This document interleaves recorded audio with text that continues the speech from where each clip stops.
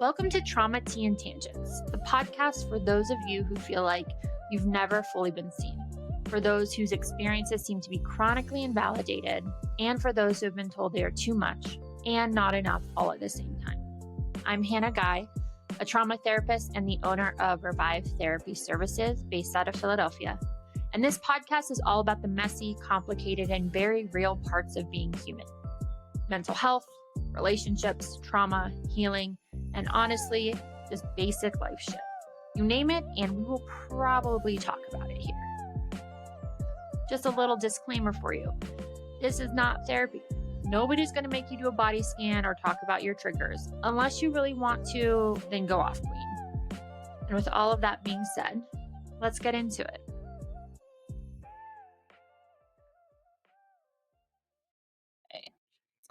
Welcome back to Trauma Tea and Tangents. This is your host, Hannah Guy, and I am here today with Katelyn Campbell. She is a Psy.D, and she loves working with people struggling with eating disorders, body image, and I'm sure there's other things that you might want to throw in there. Anything else that you love working with? Pretty much anything that goes along with that, which tends to be anxiety, stress, trauma. So much goes along and kind of shows up with eating disorders, but definitely eating disorders and body image is definitely my main focus. Love it. So we were discussing before we decided to record that we wanted to talk about body image issues and body image work, specifically kind of after you've done a lot of the eating disorder work.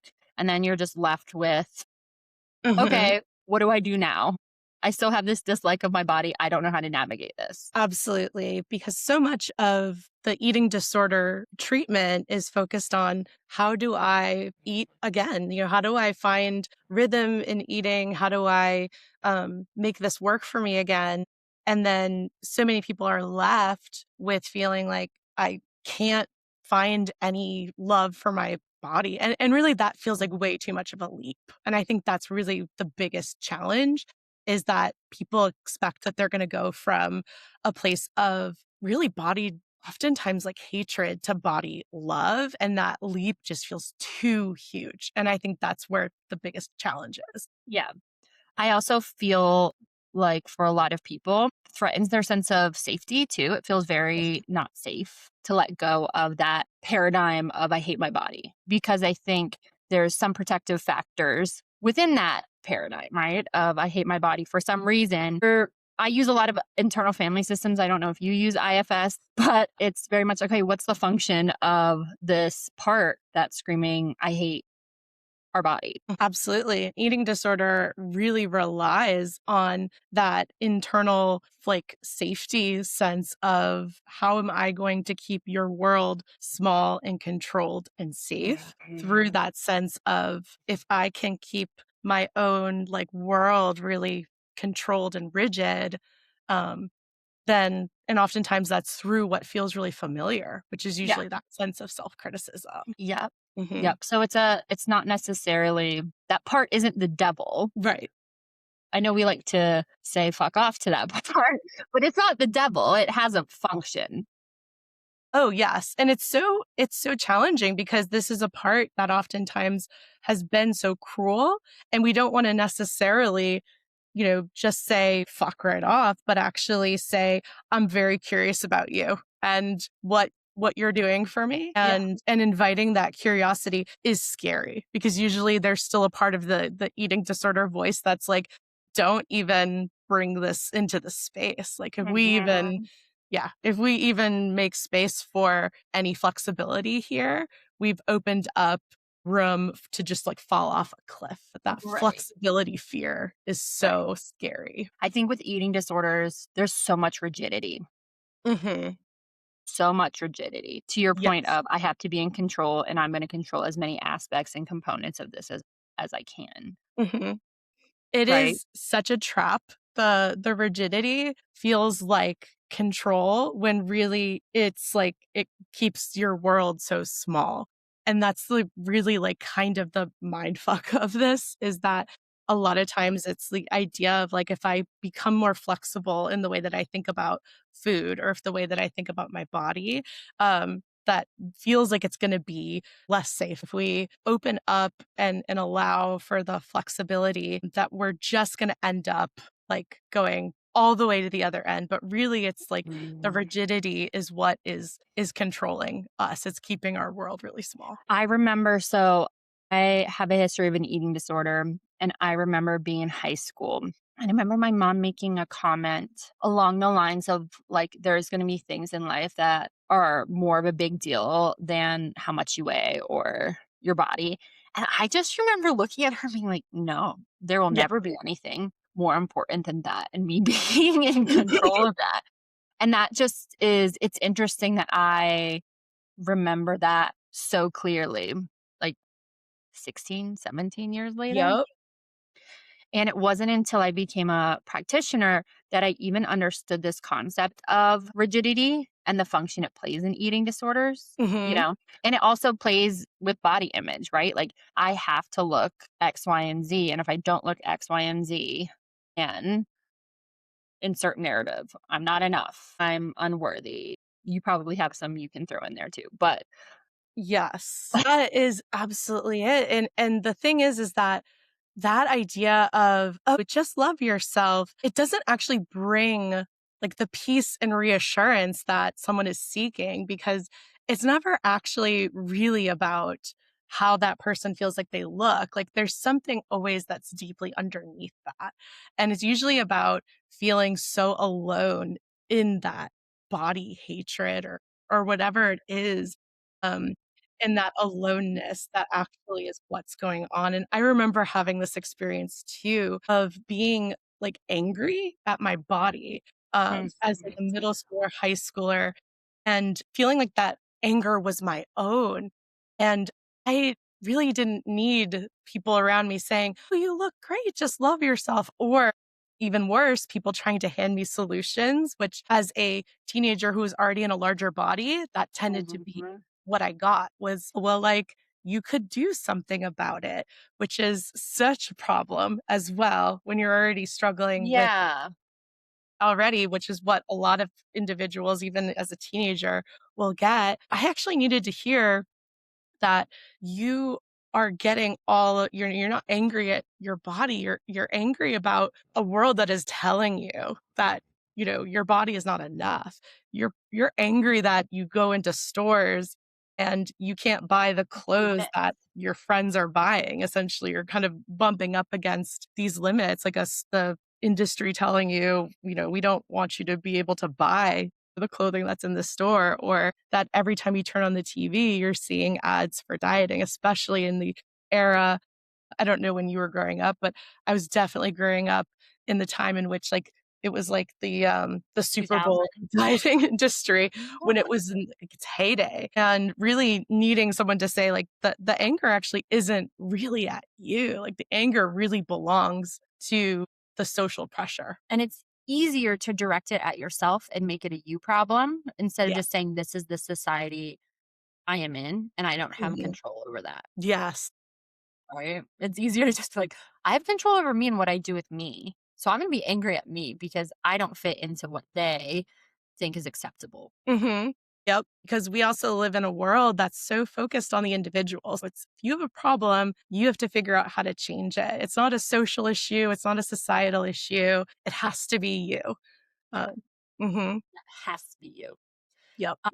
And I also think just with the body image stuff around that, when people say, like, oh, I hate my body or I hate this, or they're just being assholes to themselves, or that part is being me. Yep. Mhm. Okay.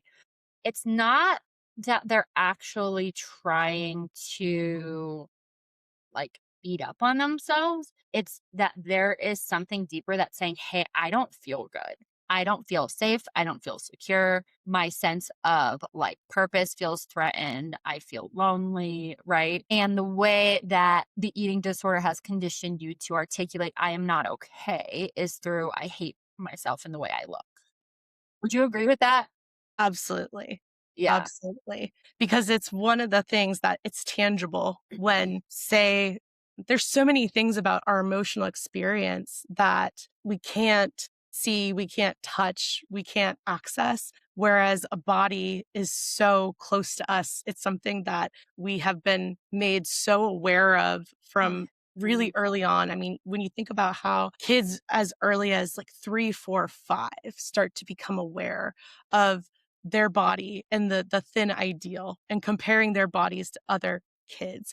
And this is what amazes me. And the fact that I have a kindergartner and I already see him aware of this is unbelievable to me. So the fact that from such an early age, we become so aware of our body, and therefore it is such a tangible and close thing to us that it becomes like the closest thing to us that we can say, okay, like if I'm not feeling good and I have a world around me that's constantly saying that there's an ideal of what I could look like, but also represents like all these qualities of being like having the most self-restraint and having the most discipline and being sort of this image of perfection that is by design not attainable. I can always look at myself and say that I can't measure up to that. So when people are struggling with body image issues, I think it can feel very black and white, right? It's kind of like, well, what am I supposed to do with that? I'm just supposed to accept it. Cool. I don't like myself, whatever. But I still hate myself deep down. What are some ways that when you're working with people, they can start to practically develop a better relationship with their body image? Yes. So from the beginning, often say that expecting that you're going to go from a place of despair to a place of pure body positivity just often feels way too far for people. And that often shuts people off from the beginning. And so to even envision for many people, this idea of could you even imagine moving the needle more towards a place of even neutrality with your body? Because when we're thinking about flexibility, that includes so much space in the middle between, the wherever you're starting at to wherever you envision body positivity. Because I think so many people think about this wildly kind of radical love every moment of the day, when really I see our relationship with our body as being like our relationship with people, meaning that every day is going to feel different and it's going to evolve throughout our life. So some days you might be having a rough relationship with your body, just like you might be having a tough day with your partner or with your friend. Right. And so seeing that as a living, breathing, evolving relationship, but also to really start from a place of trying to rebuild trust in the body, because that tends to be so eroded in the course of an eating disorder. And that can come from trying to find very basic pleasures in the body. Because for many of us, the idea of even allowing ourselves to enjoy embodied experiences doesn't feel like we have that much permission to do so, especially after an eating disorder, which has involved so much usually like self-punishment or self-restraint. It even feels threatening to give yourself permission to enjoy life through your body. Oh, absolutely. Because this idea of allowing yourself pleasure can feel like indulgence. And the idea of indulgence represents everything usually an eating disorder is fearful of. It's fearful of losing control. It sees indulgence as something that is excess, is so far away from like the self-restraint and the control that it envisioned, would be like the picture of control that you had underneath it. And so being able to move back towards realizing that it's actually not, you're being controlled by the disorder when that's happening. It's not the actual image of control. Right. What is your approach when people come to you and they want to work on their body image, but they're still really stuck in that cognitive rigidity of they're like, I hate my body and I just need to be X, Y, and Z, thin, tone, whatever their ideal version of their body may be. And it's very black and white. And they can intellectually understand what you're saying, but it's not clicking. Because I've had that. People, I'm interested in how you approach that. Well, it's definitely so tricky because you do have to respect that pace and understand that there's oftentimes really wise reason why someone is experiencing their own internal pushback there.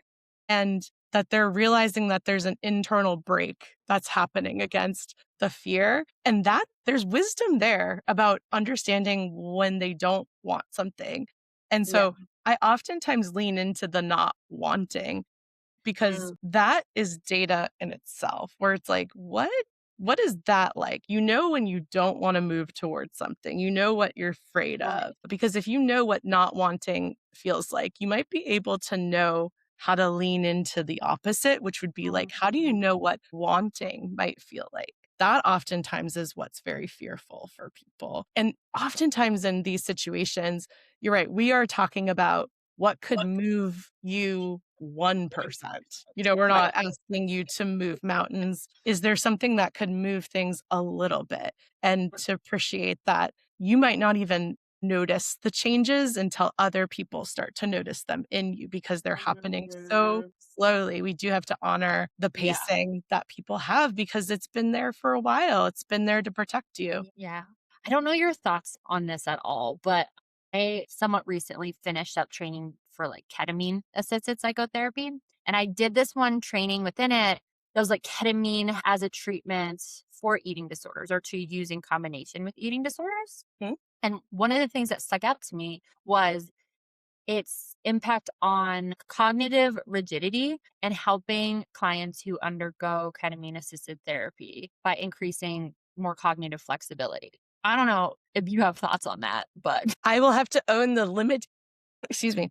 I have to own the limitations of my knowledge. I yeah. do know that my personal hero in this like field, are you familiar with Dr. Hilary McBride? No, I'm not. So she's a Canadian psychologist who is really she does a lot of work in the trauma realm, but also in the eating disorder realm. Mm. She also is really doing a lot in the ketamine and Yeah. psychedelics realm. Yeah. And she recently had talked a little bit about this. So there's a what I know is that there's a lot of promise in this Yeah. area. And again, I think with eating disorders, we tend to be black and white and Yeah, one size fits all. And so I think we can latch on to this like, if I just do ketamine, then I'll be cured of my eating disorder. And it's like, no, this is a tool. I think it's fascinating because I don't know if you utilize it in your practice, but I utilize EMDR in my practice and in sort of a similar way to help work a little bit around stuck points. And we Mhm. utilize some of the knowledge we have around bilateral stimulation and how that can help make connections between adaptive information that someone might have in the present and connect it to past experiences that were Mhm. negative that oftentimes planted the seeds for, body image or negative associations with food. So I think it's incredibly promising. I think Yeah. any tool that could help someone, you know, uh, find progress and kind of help them move through some rigidity and make that easier Mhm. for them is amazing. Right. Right. No, it'll be really cool what comes out with that. It just, yeah, that just is a thought that came to mind as you were talking of like, how can we help clients increase like cognitive flexibility, in a way that's sustainable? And Mhm. it's not, we're just stretching them too thin. And then it's like they're past that point of no return and they retreat even further back into their rigidity. Yep, absolutely. I think the cognitive rigidity is one of the hardest things with an eating disorder because it just feels so, what you believe feels so true to your bones. That is such an important way of saying it, is that it feels so true and it feels so safe. And that's Mhm. really the ultimate truth of it, is that it feels so safe inside and out. And so when you are trying to help someone outside of that, you are asking such a big step from them. And it's often why when I'm working with people, I often say, you might start to feel like you're getting a little worse before you get better because everything is going to start to feel more intense emotionally for you because you're starting to actually Yeah. sort of thaw a lot of Uh, emotions and experiences that have been pretty frozen for you. And a lot of people come to me and they're like, I actually feel worse. Like I lost my shit on like my boyfriend last week and it's actually and I'm like so happy for them. And they're like, no, no, no, this is not good. And I'm like, no, but you're using your voice. And yeah. that actually is an incredible thing that used to not happen. And so this process can be so confusing to people as well. Well, because what feels better is what makes you sick with an eating disorder. So Yes. it's like Yes. inverse. It's like flipped on its head, where that is what feels good. It feels good to engage in those disordered thoughts and behaviors. So if we see it like that, then it's inherently going to feel bad, like unflipping that and putting Mhm. it back into a more healthy, adaptive space. And it hurts and it's really hard, Yeah. really hard. I know Yeah. for me, it's been, 16 some years, and I still will struggle with body dysmorphia. And I'm kind of just like, yep, that's a part of my life. And I have gotten to the place where when I'm having a bad body image day, I don't think I go into the like one beating myself up stage. I just like kind of feel like low, and I feel it more insecure. And I see it more as a sign that my body is trying to tell me something when I'm having a bad body image day. It's waving the flag like, hey, I'm not feeling good. And so I try to use that as like, oh, I need to address something emotionally that's happening within. It actually has nothing to do with what I look like. And so that's always kind of helps me have some degree of separation with like the thoughts that body dysmorphia just is like trying to latch or incorporate into your brain. And then the other, I don't know if you've done this. I kind of say when I have a bad body image day, it's like I have beer goggles when I look at myself in the mirror. I love Like that. I just am like, I can't understand what I look like. Yeah. It's just like everything. Yep. You cannot take the data of what you're seeing right now and make it it's just not accurate. I love that. I love metaphor, and that is a new one for me. I think that's Oh, perfect, actually, yeah. to And so just look, accept it. yeah. I'm like, well, I don't understand what I look, look like Yeah, and today. today's just not gonna be the day I can really trust that connection. Yeah. And it's getting to this place of I can note that I'm not feeling great and I can accept that, but I'm not doing and sitting there trying to positive self talk myself into loving my body or trying to figure out what new diet I need to go on so I can fit into a certain body, right? Like getting to a place where like, oh, I see you. Cool. Oh, this is one of those days. That sucks. Okay. Noted. And we're going to go hang out with some friends and like do things that are meaningful and bring purpose to my life outside of what my body can or can't do. Gives you permission to, like, stay in a holding pattern versus to act on something, and that's incredible. Anything that gives you that permission to pause. Yes. Yes. We love that. Mhm. Katelyn, we need to wrap up, but is there any one or two last thoughts you have related to this topic that you want to leave our listeners with? I know I just put you on the spot. That's so good, but I would say that my biggest thing is always that, and I know that this is something you'll agree with, is that full recovery is possible 1000%. And that I believe that from the bottom of my heart. And I think that is such an important message for people to get, and that it is so worth the work. I think you would attest to that Yeah. it is the hardest work, but it is the Yeah. most worthwhile work to do, because Yeah. life on the other side of an eating disorder is so much more vibrant and full and Yeah. everything. Yeah. And just my thought to piggyback off of that is full recovery means different things for different people too. Yes. It doesn't mean you're never going to have a bad body image day or, right? Like that's not what Mhm. full recovery means. It means Yes. you get to decide what that means for you, Mhm. not your therapist, not me, not Katelyn. You get to decide, right? So agree with you on that though. Thank you so much for coming on. And if anyone wants to learn more about Katelyn or have questions for her, I'm going to put her information in the description below. And on that note, we will catch you guys later. Thanks for hanging out with me on Trauma Tea and Tangents. If something here made you laugh, cry, or feel a little bit more seen, then my job here is done. Remember, this isn't therapy, but if you are curious about the real thing, you can check out my practice Revive Therapy Services. And if you are wanting more tangents, tea, and truth bombs, make sure to follow, subscribe, or share this with someone who just gets it. Until next time, Take care of your nervous system, drink some water, and please stop trying to diagnose your ex.